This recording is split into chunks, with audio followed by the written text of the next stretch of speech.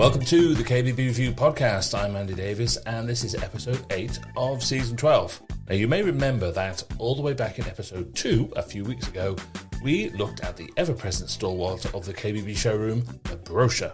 And the link to that show is in the notes for this one if you haven't heard it. So this week, we're looking at the brochure's ever-present companion on the showroom shelf, and that is samples. Every showroom has them, whether it's for doors, worktops, handles, and just about everything else. So how do they use them? How do they manage and keep on top of them all? Are there too many? Are they the right size? And what do you do with them when the new ranges come out? This is all proper shop floor stuff, and we're talking it all through with a couple of great retailers in the shape of Stuart Luckman from RidgeWey, Al Bruce from Olive Barr, and we also have the supplier's perspective from Andy Noble, the managing director of CDUK. But first, we're rapidly approaching 250 episodes of the KBB Review podcast, the only podcast in the UK dedicated to independent KBB retail. So if this is your first time listening, or you've only heard a couple, you can go to kbbreview.com/podcast to find all the previous shows. Or search KBB Review, all one word, in your podcast app of choice, such as Apple Podcasts, Spotify, or YouTube, and you will find us. And that really is the best way to listen, as you can follow us and make sure you don't miss any future episodes. That's kbbreview.com/podcasts, or search KBB Review wherever you get your podcasts. So, joining me to talk all about samples is Stuart Luckman from RidgeWey. Hello, Stuart. Morning. Good morning to you. We've got Al Bruce from Olive Barr. Hello, Al. Good morning. And we have Andy Noble from CDUK. Hello, Andy. Hi, Andy. Tell you what, I'll be Andrew and you be Andy. How about that? Otherwise, it's going to get very confusing. Let's do that. Yeah. All right, let's start with the backgrounds here. Stuart, can you give us the 10-second story of RidgeWey? Sure. RidgeWey is a somatic kitchen and interior studio based in Weybridge. Recent recipients of the new retailer award. Thank you. And yeah, we're going up from there. Excellent. Al, over to you. Tell us about Olive Barr. Olive Barr is a handmade in-frame kitchen company. We've got 3 showrooms. We manufacture and resell our kitchens. And very nice they are too. And Andy, can you squeeze the entire CDUK story into 10 seconds, please? Absolutely. We're the UK and Ireland supplier of Corian solid surface, Montelli surfaces, paper stone and polygoods surfaces. Fantastic. Thank you very much. Right, Andy, I'm going to come to you first, actually, as our supplier in the room. Can you give us an idea of how important samples are to CDUK and an idea of the logistics of producing them and sending them out? Yeah, so samples are one of our largest investments every year from a Corian perspective and a Montelli perspective in particular. We know that we need to get samples into the hands of designers to inspire them to create beautiful designs with our surfaces. So every year we spend somewhere between £200,000 and £500,000 on samples. And the idea is that we get those samples to designers as quick as we can, particularly around colour launch time. So when we have some new colours coming through, we like to get them out to designers as quick as possible. We have a sample service that aims to deliver individual samples within 2 to 3 days, but then we have sample boxes and sample racks that we leave with designers in studios to reference while their customers are with them. So it's been for many years a significant part of who CDUK are and what we do, because we know that without seeing those samples, the designer can't discuss the use of Corian in particular with their consumers and include it in their designs. So it's a big part of who we are and what we do. I mean, that's a massive investment. That's a huge part of your marketing budget. It's enormous. It's funny because when we looked at brochures, it was very, very similar, the amount of money that people spend on brochures. But there's a definite sea change in the way that manufacturers and suppliers were looking at a return on investment on that cost. Do you monitor that in any way? Are you looking at the value of what you're sending to people against the sales you're getting back off them? A little bit, but ultimately the investment is the creativity. So if we supply 10, 12 by 18 samples to a designer, that's a good thing, and we want them to feel that they can have a choice from the colour palette, and then they might choose one of those colours and purchase 3 sheets of Corian for a kitchen. And so actually we kind of don't always see a correlation between what we spend on samples and what we sell in sheet, because that investment can come over time. Because if the designer understands that Corian is providing them with creativity and the ability to choose from a larger colour palette, then that's a good thing. We're investing in not just that one single job, but in the relationship with the surface material and Corian over the many years. So it sometimes can take 5, 10, 15 years to realise the investment of supplying those samples, because if we're easy to do business with and we're easy to provide samples to the designer, then they come back to us time and time again. Right, Stuart, let's come to you, because I'm assuming you're using lots of samples pretty much every day. Yeah, certainly. I mean, samples are an intrinsic part of the design process. When you're putting schemes together for clients, you're collating those samples to go with the various requirements of that client and design you're putting together. Whether you're mixing materials, metals, work surfaces and doors, they are that part of that process. And I guess as you go higher up in the kind of more luxury sector we're fortunate enough to be in, those numbers increase because people are looking for the smaller details, how that ties in possibly with other interior elements. So yeah, they're a real big part of what we do day to day. Okay, you just heard Andy there talking about the amount of money he spends on, and that's just the Corian samples or the samples for the products that he does. That's just worktops. We're now talking about samples for everything else as well. Roughly speaking, how many do you think you have floating around at any one time? In the studio, if we include the interiors department, thousands. Right. And how do you manage that? How do you keep on top of it? We're fortunate. We've got a large studio, which always helps. And also we are kind of fairly ruthless when it comes to collating new elements that come through. I mean, compared to the kind of the pure interior side, where they have updated collections on a yearly basis because it's more kind of fashion fabric base led. Whereas obviously worktop samples and things, they're bringing in smaller numbers. And then likewise for the big door manufacturers, they might be releasing 2 or 3 doors or updates per year. So obviously it varies the kind of churn rate depending on the material being used. Right. Al, how about you? Are samples a necessary evil, or are you an avid collector? I've got a very different approach to all of this. We sell one particular type of kitchen. It comes in any colour, but that means we don't have different door samples, etc. It's a classic in-frame kitchen, very traditional. As a result, we don't offer too many choices because we're not asked for them. I personally hate samples. They clog up our sales procedures as such. They make decisions much harder for our customers to come to. And we find, taking worktops, for example, we find there's 6 worktops, quartz worktops, that traditionally will be chosen from those 6. And it doesn't really go beyond. So there's no point in us showing any more. By showing 6, we've got good expertise on those 6 samples, on those 6 particular worktops. If we're going to show thousands, then it's just going to prolong the whole decision-making process for us. So we like to refine things as much as possible, make it as simple as possible for our clients. So for you then, it's very much a kind of curation thing, isn't it? So as far as you're concerned, the clients aren't getting anywhere near those samples unless you're getting them out and showing them to them. Yeah, exactly. So we don't even leave them out in the showroom. What our process will be, we'll be talking about the design of the kitchen. Once you've got the design, then you'll go into things like colours and worktops. The worktops will come out at that particular point once you start discussing them.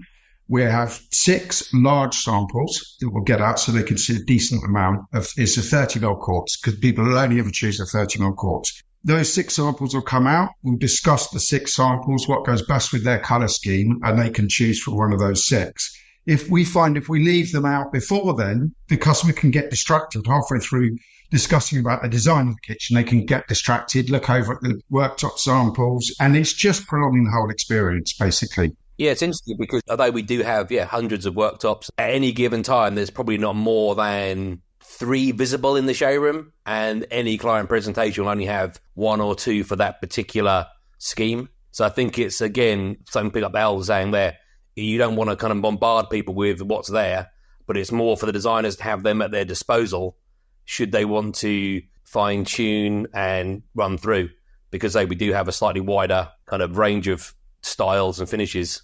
But presumably, though, you still have someone in the showroom still has to act as librarian, if you know what I mean. Even just for the designers to be able to find what they need relatively quickly.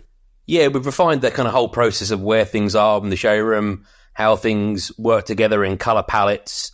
So therefore, if someone has a scheme that's looking for a more veined, lighter work surface, we've got those in one area. So we don't always put them to manufacturer. It'll be more down to genre. So, Al, who's the librarian in your showrooms? Really, the designers. It's led by the designers there. And what I've done really is allowed them to choose which 6 samples are there. They're the feet on the ground. They're the people discussing with the clients all the time. So they're seeing what's popular and what's moving. We get inundated with samples from reps all the time. So I'm the one that comes in, as you call this, curating. It's actually gathering them all up, putting them in the boot of my car at least once a year and taking them up to our bins and throwing them all away. After I offer them back to the stone companies, of course, which never want them back. So Andy, let's come back to you. What we're talking about here is not confusing the customer with so much choice that it actually becomes quite overwhelming. And one of the things, particularly with something like Corian, you can get it in any colour. How do you want your stuff presented? In your head, what's the ideal way that you want retailers to deal with your samples? I guess we're in a bit of an evolution as to how we present Corian samples in particular. For many years, there was a range of somewhere between 60 and 70 Corian samples that were small, 6x4 samples in a box that was presented to a kitchen studio to then choose from that range what they felt they wanted to present to their customers. We've got a new range of Corian colours coming out in July this year, and we're going to present them differently. We're going to curate a range of around 20 12x18 samples that we will offer to studios to display in a sample rack with the larger samples, and then they can take those 20 colours and curate them down into 5, 10 or a smaller quantity if they want to. We've certainly seen a trend over the last few years that customers want to see a larger sample and want to have that sample to look at other parts of the decor. So we feel that we'll invest in the larger samples, but do that on a range of 60 would be far too much. So we're going to create that down ourselves to a range of about 20 popular colours that we know will be on trend with what studios are asking us for at the moment. Because I'm guessing, and I'm not talking about Stuart or Al here, but I'm guessing that lots of showrooms, customers that you have are, beautiful and maintain all their samples in a perfect order. And I'm sure there are some places where they are literally all over the shop. What control can you have over that? Do you want control over that? When you hand them over, it's out of your hands. Yeah, it's out of our hands, and everyone's got to run their own business. So to try and have control over that actually is disrespectful to the studio and the designers. We can present them in the manner that we present, but then actually it's quite refreshing sometimes when a studio might want to do something different. They might want a bespoke size sample or something that they want to put in their own presentation unit. So from our perspective, we'll present them as best we can at a point of handover, but our feeling then is that it's into the design process, and if that's taken down to a more curated range or a different way of displaying those samples, then great, because it means the studio and the designers are engaged in the samples that we're offering. So we have a limited amount of control in our sample offering because we believe that studios run their own business and they do what's right for them to create demand for the product. Stuart, I've been writing about this game for a very long time, and one of the things that has changed is just the sheer amount of stuff retailers have in their showroom has decreased by probably about 80% in the last 20 years. Back in the day, there'd be sample boards everywhere, there'd be loads of different types of displays, displaying lots of different types of stuff, but there is this movement, I think, towards making everything just a lot simpler. Yeah, I think it's one of the ones where it's like the trick of anything on a Michelin star meal. It looks simpler, but it's had 20 guys behind the scenes making it. So I think it's how you present them. I mean, even, I don't know, a Kuka tap used to be chrome or steel. Now there's 6 odd finishes because they want then to have that in the blended area, whether it's in a bar, whether it's in a cinema room, whether it's in a kitchen. You've got to think these materials and samples have to work in different environments, different showrooms, different sectors of the market. So where you might have, I don't know, down to the flat back end where it's very much point and shoot, here's a room set, I'll have that one, to the other end of the market where it's very much a considered process and all the nuanced details that then make a bespoke, in its true sense of the word, luxury kitchen. Let me put it this way, Al, and I apologise for this, but does size matter? Size does matter, yeah. A lot of our customers are going to try and get something that mimics marble as much as possible. You've got to see a decent size to see how that fading is going to work going through the worktop. Small samples of 15 centimetres, they don't give you that a good example of it at all. So we try and go for something that's always about, let's say, 45 centimetres square, something big and chunky. It's heavy to lift out of the drawers, but worth it. It gives them a proper idea of what the worktop's going to look like. And are you getting that from your supplier? Yes. Because we're choosing not to go with so many small ones, we can ask our suppliers for larger samples. They know that we'll order from those 6 frequently and a lot, so they're happy to give them to us, yeah. Right, and how about you, Stuart? Should size be more standardised? Would you prefer if everyone's samples are the same size? What do you think? It's one of those kind of tricky ones because, I mean, I remember when, without sounding overly geriatric, where we had mostly, say, marble, granite, natural stones, and then talking at Corium and DuPont brought in the first Zodiac, and everyone was, oh, look at papyrus or a snow, and you could suddenly have very uniform finishes, and therefore you didn't need a big slab because they were single colours. Now we're going back through to where we're, as Al said, we're recreating nature without necessarily those natural flaws, and therefore sampling where you have larger veins, and how that works, and how seeing a sample that might be off-centre, not show the full colour or the palette, and someone's in for a shock. So therefore, having things like full slab pictures on the back of samples so you can see where it's going, or potentially links to full-size slabs on iPads and things so you can then show how that will then work and how you introduce those into the kind of CGIs and presentations. I mean, Andy, you talked a little bit there about how you're changing the kind of samples that you're doing and creating bigger samples in a smaller range. What science do you put behind the actual sizes of them? They need to be big enough to get a proper idea of the colour and the texture or whatever, but they need to be small enough so they don't cost you an absolute fortune to send around the country. Yeah, exactly that. There's considerations around the pattern and the veining in the sheet. So it's got to be big enough to show those veins and some of the recreated nature in the sheet. We've got to think about the utilisation of the sheet as well. So from a sheet size and cutting the sample out of it, what works best for utilisation? Then how do we package it and post it? How did it stand in a rack? So every 2 or 3 years, we revisit that and consider, right, okay, what size works for the customer, what size works for us, and find hopefully a bit of a sweet spot that we can use as a standard size, whilst also having the ability to offer bespoke sizes through ourselves or our fabricator network, where a customer wants to take that down to a more curated range. Yeah, because I think a lot of retailers probably don't even think about the cost of producing and sending samples out.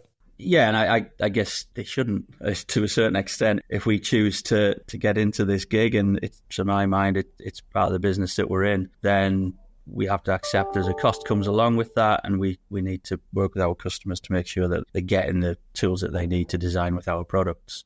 It's a part of the responsibility of running CDUK that, to my mind, we're always going to have a need for samples investment year in, year out. So it's part of doing business. Well, let's talk a bit more about what happens to them at the end of their life, because Al's described very vividly there of chucking them all in the boot of his car and taking them down to the bins, or trying to send them back. What about you, Stuart? How do you, A, keep on top of things when new ranges come in? You know, do you have to be that librarian again? And B, what do you do with them all when you don't need them anymore? Again, I think that's where you have a working relationship with the various suppliers.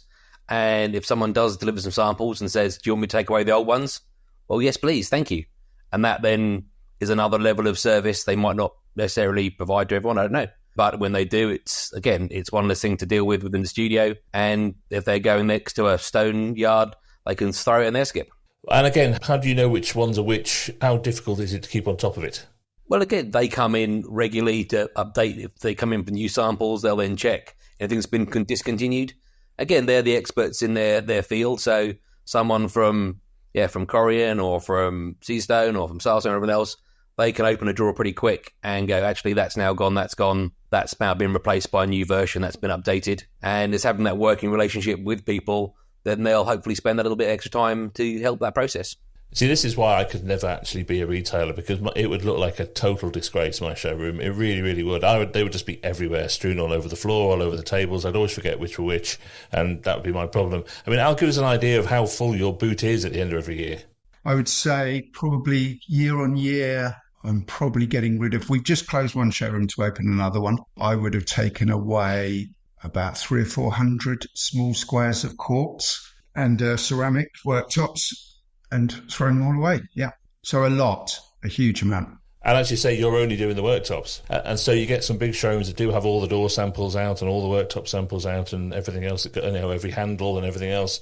You can see how suddenly the boot of the car needs to be the back of a van, and it goes on and on. And you obviously encourage all your retailers to send them back to you, don't you? Yeah, we do. And we've really pushed hard on that this year in particular. Around about 3 or 4 years ago, we realised in our supply chain all around, whether that's material coming into us in our premises or out in our customers, whether that's fabricators or designers and studios, we realised there was an awful lot of waste material every year being thrown to landfill. And we took a commitment 4 years ago that we would stop putting our material to landfill, and that included obsolete stock and old samples, and then set about trying to find a solution to help our customers to do the same. It was one thing saying, look, we shouldn't do this, and it's not a great solution, but we decided that if we're a design solution supplier, that we should find a way to provide a take-back scheme. So we launched earlier this year a scheme called Vita Nova, which aims to repurpose, revive and reuse as much material for our supply chain as we can. And in that, around about 45 tonnes per year is samples. And if we can get as many of those back to CDUK to repurpose, revive and reuse as possible, then we're preventing them going to landfill. Yeah, which is very admirable too, of course. All right, let's round this up now by looking at what we might do in the future. Al, what would you change about the samples that you get? They're a really important part of the day-to-day life of a showroom. So is there anything that Andy or others can do to make them more effective for you? I think size does matter, as you touched on earlier, the larger ones especially. Refining the choice and seeing what our customers actually want, looking at trends in our particular style of kitchen, looking at the trends that our customers have, and just refining that down, making sure that the product is looking natural is a big part for us. We don't want anything with silver flecks in or anything that wouldn't look like it otherwise didn't come out the ground. I think really the point is just refining it all down to giving the right choices to our customer. Right, and how about you, Stuart? It feels like a marriage counselling session here, but is there anything you'd like to tell Andy? I think Andy shouldn't be singled out just as one supplier. I think in sample suppliers in general, I think people can learn from each other as far as what systems work in place, how samples are presented, how they can be stored. If there was the ease of sample requesting at various stages of the project, so when you do get to a final sign-off, you might then have a larger slab so everyone's crystal clear what they're getting to go with other finishes. I think potentially some standardization, so then you could then push back to the actual furniture manufacturers to say, actually, look, do us a custom insert to house these samples.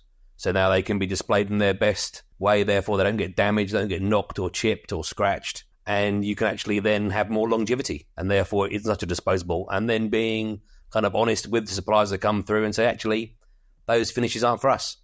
They're maybe more traditional, or they're more modern, or whichever your studio runs with, and just be like, that's not for us, and don't even bother bringing them in. Andy, it sounds like you've already been doing a bit of this, but I think the message that comes through clearly here is what worked 10 years ago isn't necessarily what would work now, and there needs to be that little bit more flexibility with samples dependent on who you're selling it to and what projects they're working on. Yeah, I think using digital images, which are much more refined and much sharper these days, to refine and curate the choice, and then looking at samples on a smaller selection is much more important and relevant to the future. And then from our perspective, making it a circular process. So looking at that sample, if it's not for you and your customers, then give it back to us and we'll reuse it somewhere else. And if we all play our part in making that as circular as possible, then designers get the samples that they do need, and then suppliers can reuse and repurpose those elsewhere that aren't needed. And the whole selection process is evolving to make it much more relevant to designers and the customers that they're working with. Gents, thank you so much for your time. We're going to round this up here. The clock's beating us. I just find this really interesting. Every showroom is using samples every day, and you kind of probably don't even really think about the management of them too much because they're so everyday and so to hand. But this is a big part of the journey of every project. So look, thank you so much for your time. We'll catch up again soon. Cheers. Thank you.